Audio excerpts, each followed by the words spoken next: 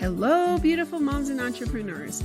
My name is Sharice Walker, and I'm your host of the Unbreakable Mompreneurs podcast. This is a place where we come together to learn, grow, and inspire. So sit back, relax, and let's get started.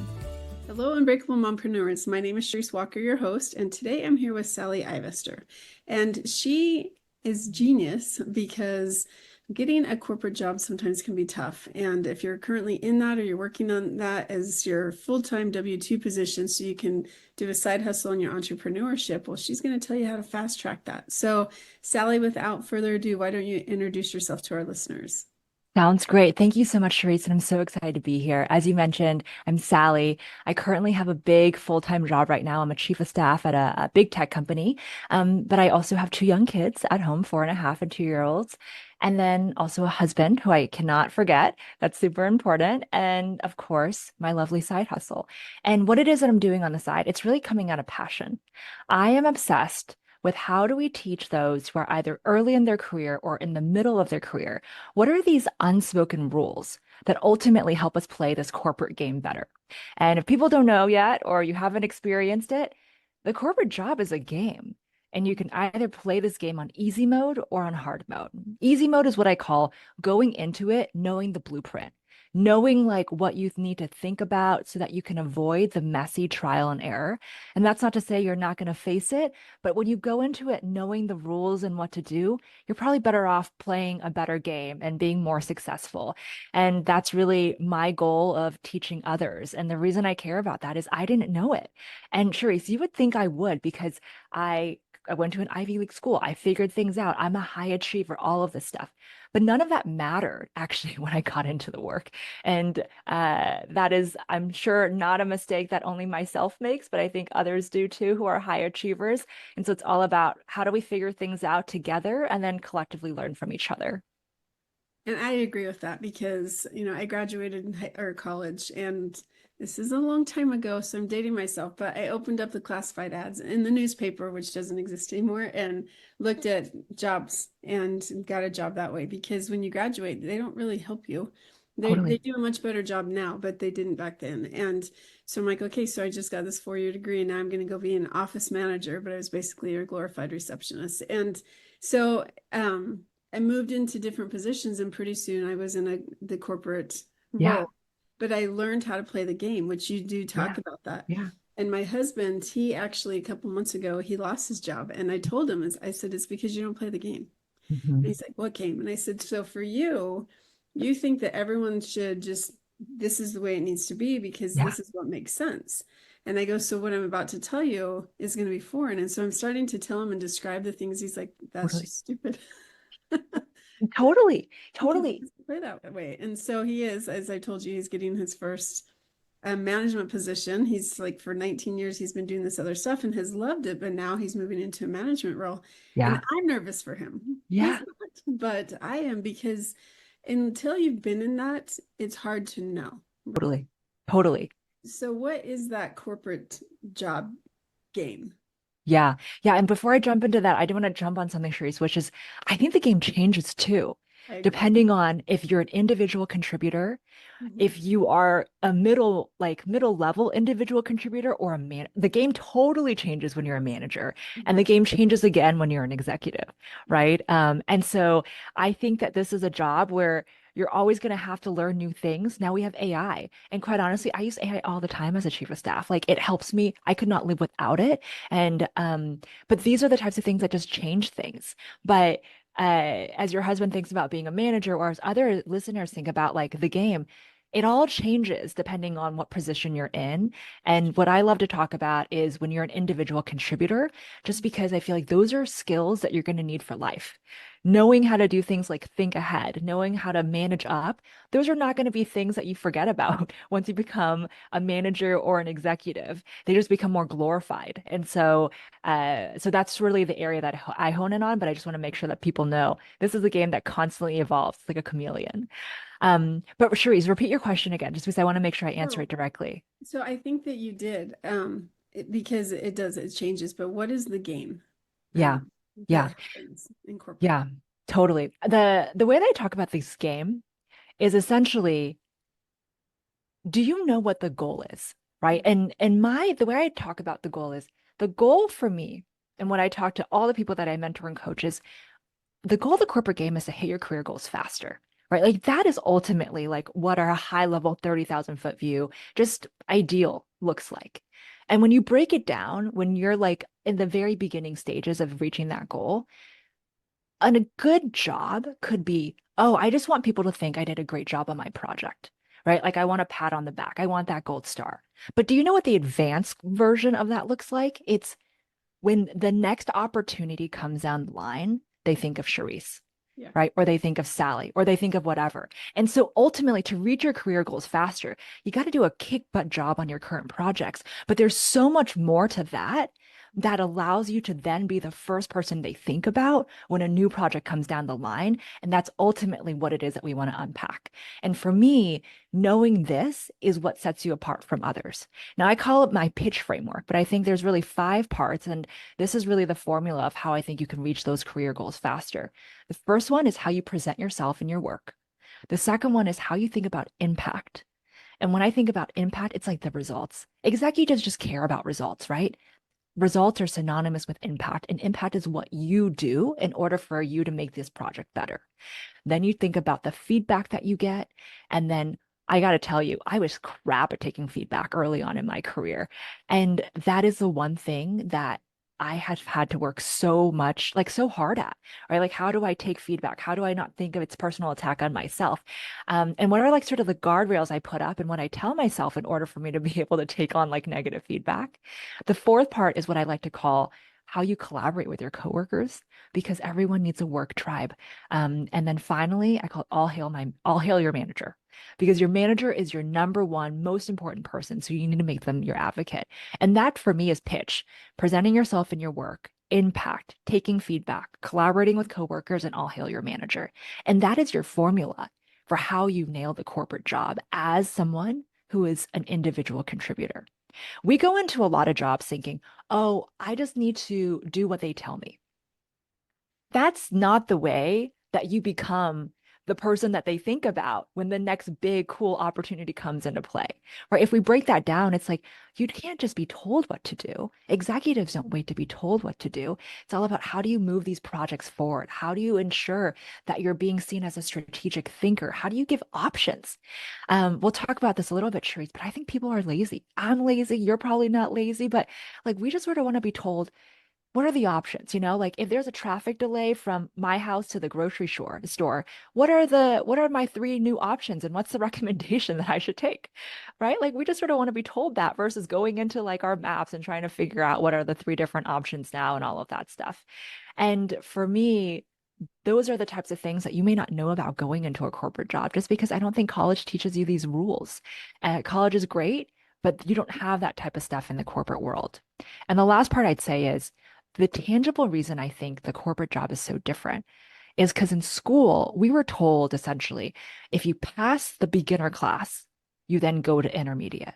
If you pass the intermediate, you then go into advanced.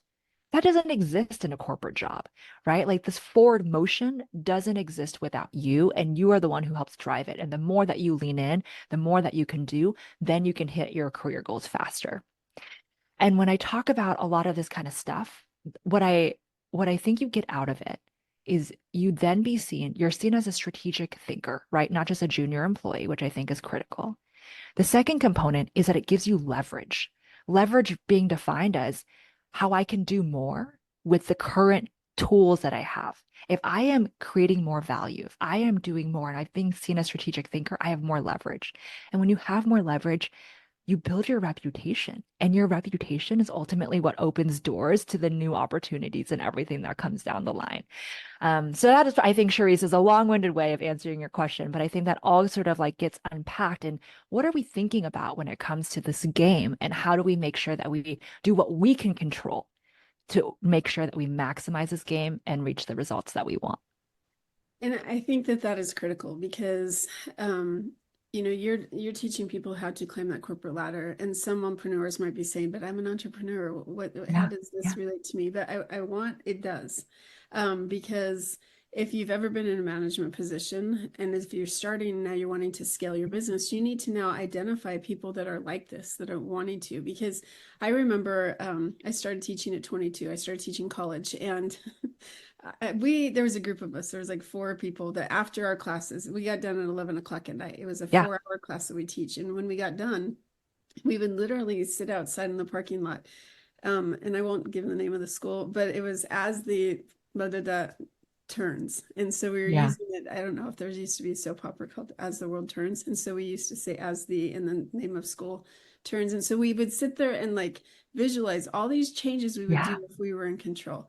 And Yeah. you want employees like that, because if you look at it, all of us ended up getting into becoming the dean, becoming a director, which is basically the president of the campus, and all of us these management positions. And it's because we were observant, we were watching what was going on, we were coming up with new ideas that were working, we were on the front lines, so we knew what the students liked or didn't like. And so same thing can go if you're the manager or the owner of the company, looking for people who have different perspectives and ideas that could help grow your company. And if you're a person that's wanting to continue to move up, I think that is one of the most important things. Is I used to manage or direct some nursing schools, and Hmm. they had a course in there called critical thinking. Yeah. And I wish that people would take that more and learn, because you're right. In college, here's your basic, here's your Yeah. prerequisite to the next level, and then to the next level. But you just moved up. There was no, okay, you're in it because now you know this and there's a foundation. But if you can continue to build, and the way you do that is continuing to see, okay, what's around the corner that I can't see? What could be coming up? Totally, totally. And I think what you're talking about, Sherry, there's a few parts I want to add on and build on. One is I think you're talking about this idea of thinking ahead, Yes, right? And I absolutely. have a formula for that. And everyone has their own, but I think this one makes you come off as a thought leader. I anticipate these options and my recommendation is X, right? I anticipate a traffic delay because we're leaving at 4 p.m. or whatever that would be. Mm-hmm. These are 3 options: path A, path B, path C. And my recommendation is path C, right? Like you want people to do that for you, right? Like you want employees who do that because then you're not the one who always has to be thinking. But I think the other component in terms of like why should entrepreneurs care is I think all of us have the same goal, which is we need to be selling, right? You could say, hey, I'm only strategy, right? It doesn't matter.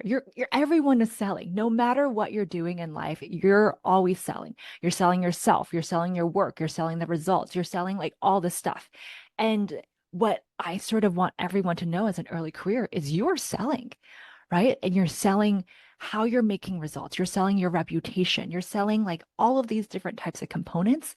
And ultimately, all of us are entrepreneurs in that aspect because all of us own our reputation. All of us own like our own brand. And at the end of the day, that is what gets us hired for a new role, whether that be an entrepreneur hiring us or us becoming an entrepreneur and others wanting to like work for us or anything like that. So I totally agree with you in how you're thinking.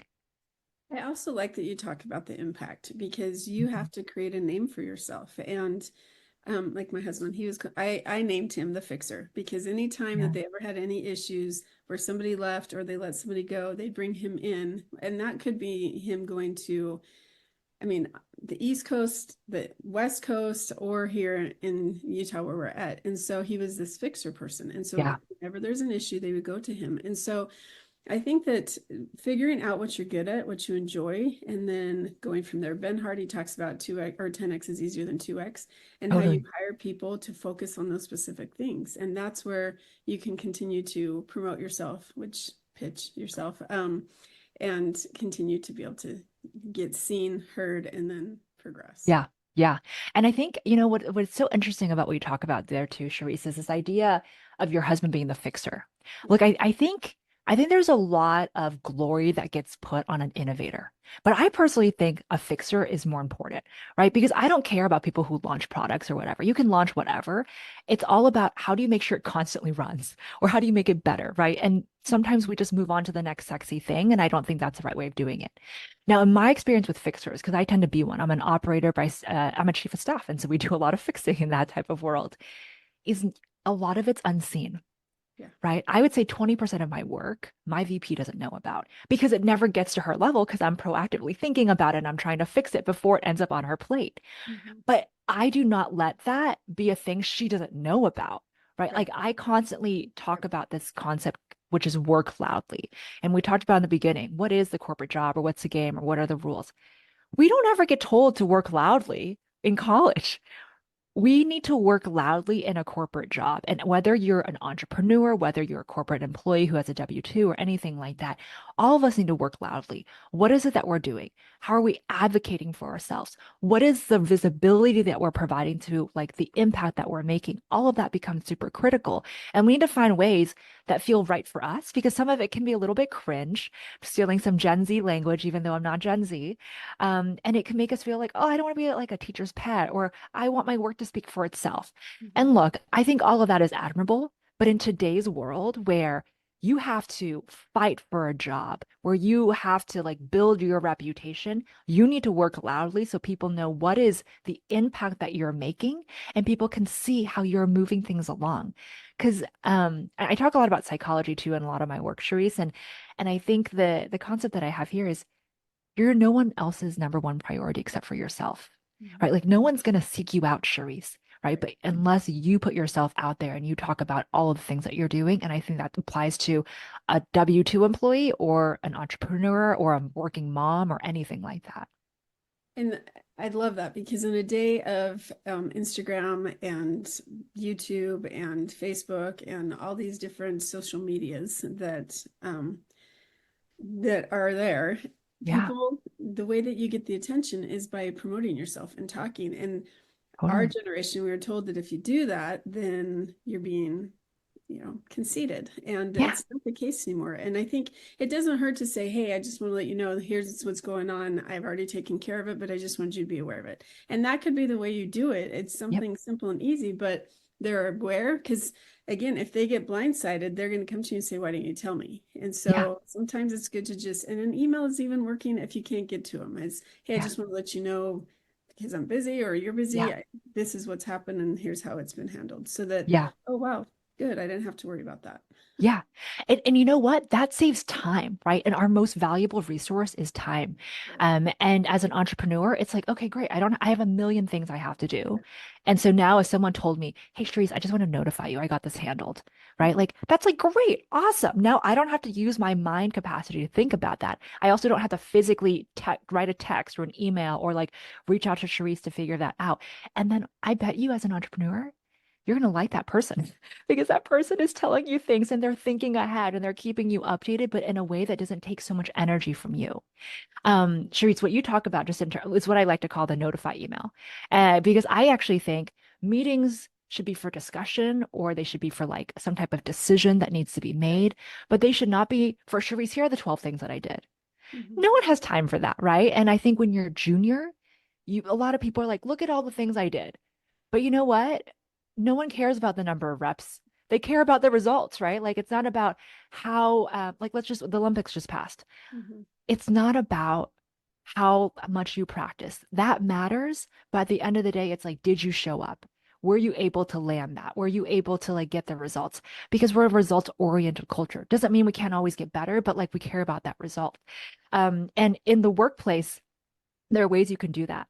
I love to send a notify email where I literally write notify in the subject line. And then I write like whatever context that would be. And then I would write some details. And then that's it. And I send it. And they don't have to reply. But now the best thing is I know that it was sent and I know that I covered my butt. I call it CYA, which is cover CYA, cover your butt. But ultimately, I have it on paper. These are things that happen and I can reference it again, which I think we all need to start really like doing and building our muscle. By the way, it also works for your personal relationships too, where you like send a text message to your husband. You're like, these are the things that we talked about. And I think in a physical workplace where you actually see people, I call that the drive-by. I had a boss before who was excellent at keeping his boss's boss up to date on things, Mhm. right? And it wasn't like, oh, grabbing time or anything. He noticed when his boss's boss was going to run to another meeting or getting a quick coffee, and he would physically get up, be like, hey, I just want to let you know, like, here's some three things that we're talking about, or hey, like, we just got this from our creative agency. What do you think of it, or whatever? That was brilliant of him because he is catching someone just like in a casual moment. And that allows him to talk about things that that they're already thinking about. It gives him exposure to people who are two levels above him. And it means that he's top of mind for his boss's boss. And so when new opportunities come up, guess who's going to think about? He's going to think about my old boss. So those are all different things that I speak about in my corporate game course. But this is what it comes down to. What do we need to know, which I think is the pitch framework, and then what are the tangible things that you can tactically do immediately to just help you like be that person who is seen as a strategic thinker and not a junior employee. Yeah, I agree.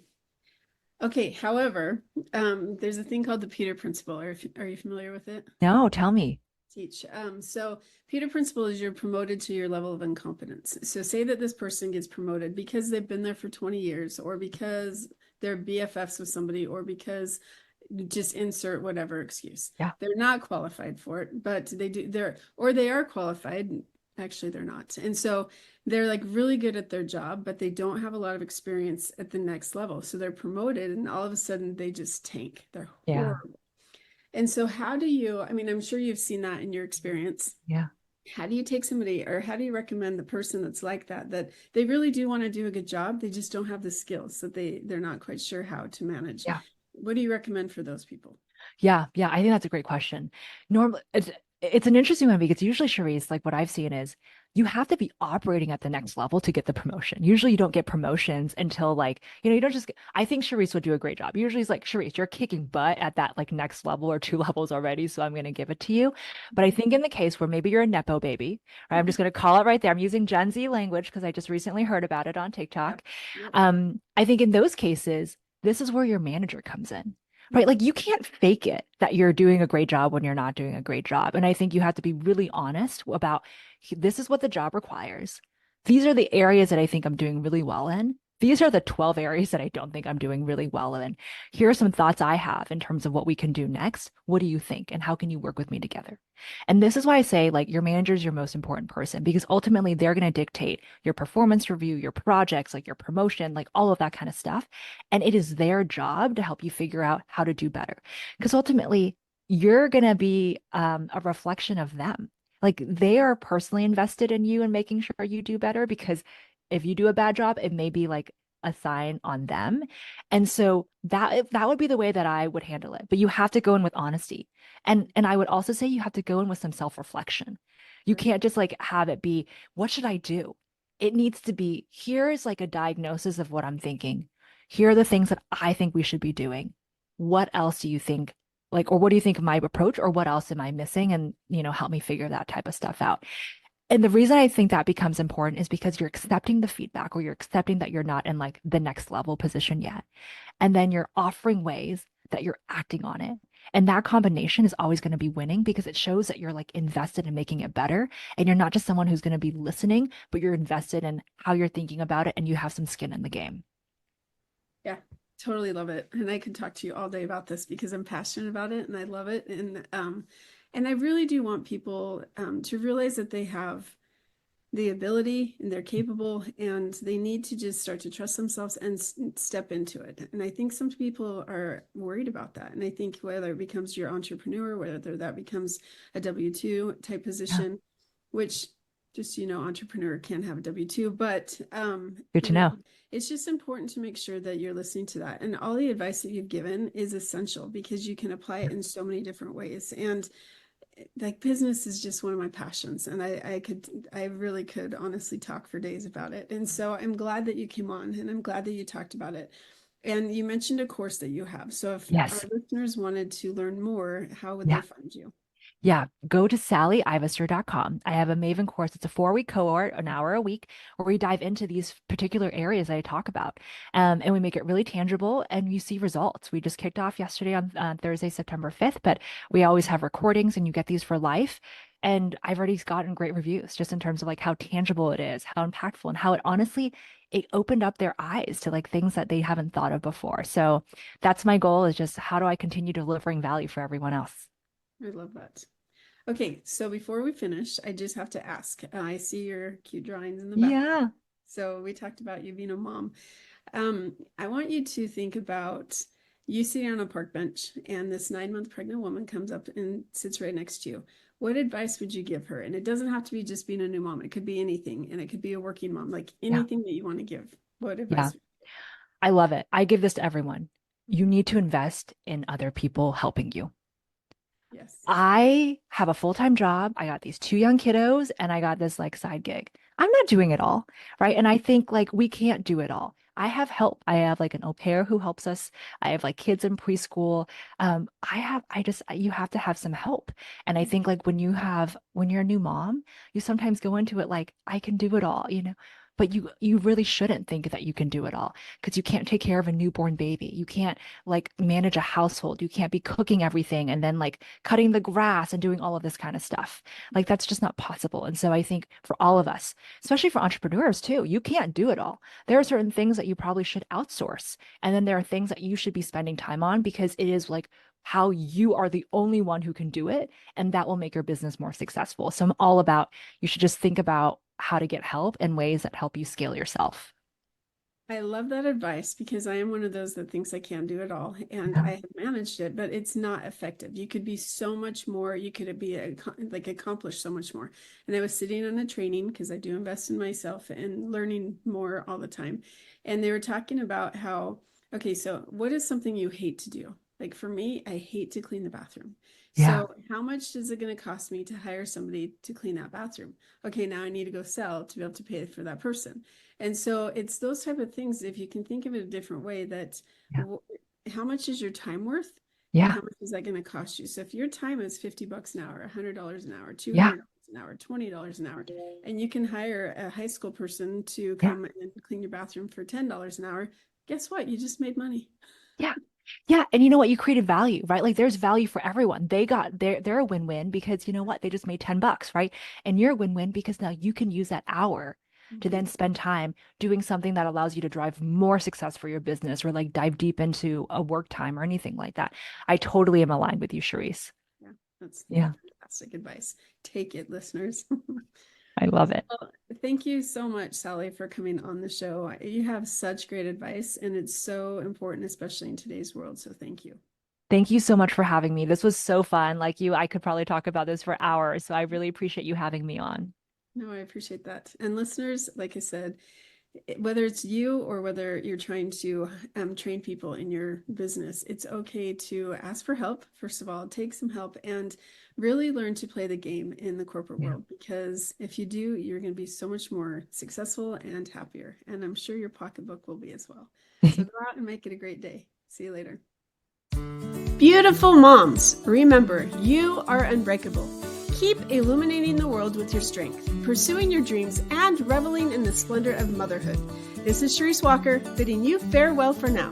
Stay tuned for more empowering conversations on the next episode of the Unbreakable Mompreneurs podcast. Until then, keep shining bright. Signing off with love, Charisse Walker.